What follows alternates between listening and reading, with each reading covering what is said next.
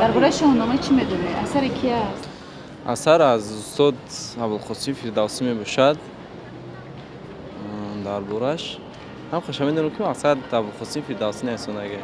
در شاهنامه چی گفته شده است؟ درباره چی گپ میرود؟ شاهنامه درست گپ سوز باید نیست. خوندگی هستی؟ ها یگان قسمتش یادتون هست درباره قسمت اینه رستم و سهراب در یادم است که در آخر مقصد وای میکنند بسیار خیشه به هلاکت میرسونند انا با چوشا گم از همین آغاز شویش از سرچشمش از کیومسر گفتنی شخص سرچشمه میگیره و چطور آتش پیدا میشود در و همین خیلی اولین بار دقیقی نویسندگی مقصد بعد وای ابوالقاسم فردوسی در مدت 30 و چند سال دوام داده شد.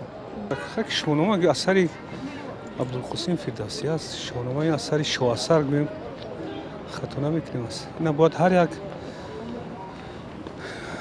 توجیه که وای ما باید داند درباره شاهنامه قهرمانان شاهنامه. خودتون کی خونده بودید شاهنامه؟ باری اول دوره مکتبخوانی بود. خیلی اینجا خیلی مختصر نبود.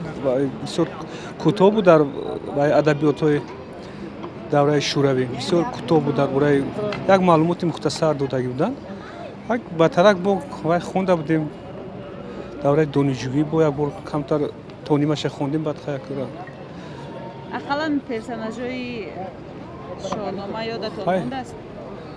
خیلی اینجا زال زرد رودابه بسیار قهرمانان هستند که بسیار قهرمانان اثری شاهنامه از روی خیلی پوشیدن است که فیلم هم گرفتند. این یک دستاورد بزرگ همین ملت تاجیک است که ما یگانه وای هستیم که فیلم است درباره شاهنامه.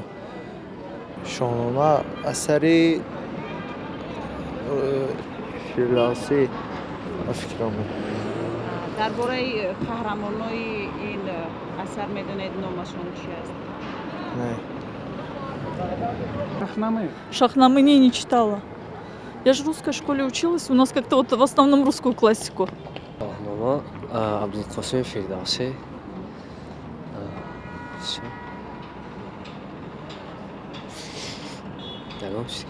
درباره قهرمانای خود شاهنامه چی میدونید؟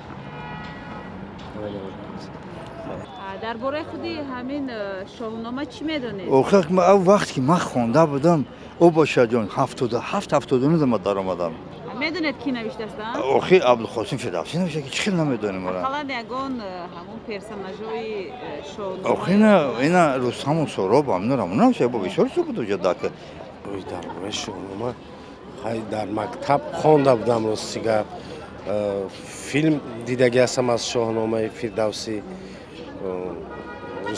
داستان رستم و سهراب، سیاوش بسیار چیزا خوندگی هستم از شاهنامه. یگان دو مصرع از این شاهنامه راستی در یادم نیست. فیلم ها بسیار تماشا کردگی هستم درباره شاهنامه.